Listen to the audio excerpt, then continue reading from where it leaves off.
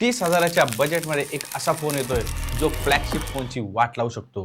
होय, मी बोलतोय Redmi Turbo 5 बद्दल. Redmi Turbo 5 भारतात 16 जूनला म्हणजे उद्या लॉन्च होण्याची शक्यता आहे आणि या स्मार्टफोनमध्ये तुम्हाला मिळेल MediaTek Dimensity 8500 अल्ट्रा प्रोसेसर, म्हणजे गेमिंग, मल्टीटास्किंग आणि हेवी एडिटिंगसाठी जबरदस्त परफॉर्मन्स. तर यामध्ये तुम्हाला मॅसिव्ह बॅटरी मिळणार आहे, म्हणजे दिवसभर तुम्हाला चार्जिंगचं टेन्शन राहणार नाही.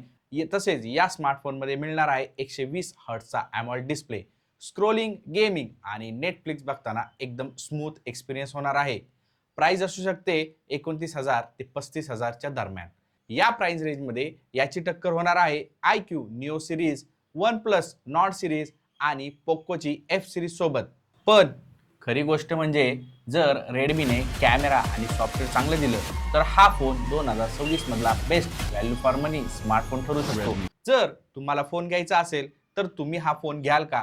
कमेंटमध्ये येस किंवा नो नक्की सांगा. आणि अशाच नवीन स्मार्टफोन अपडेटसाठी फॉलो करा टेक्नो डायनामिका. मी आहे ज्ञानेश. भेटूया पुढच्या टेक अपडेटमध्ये.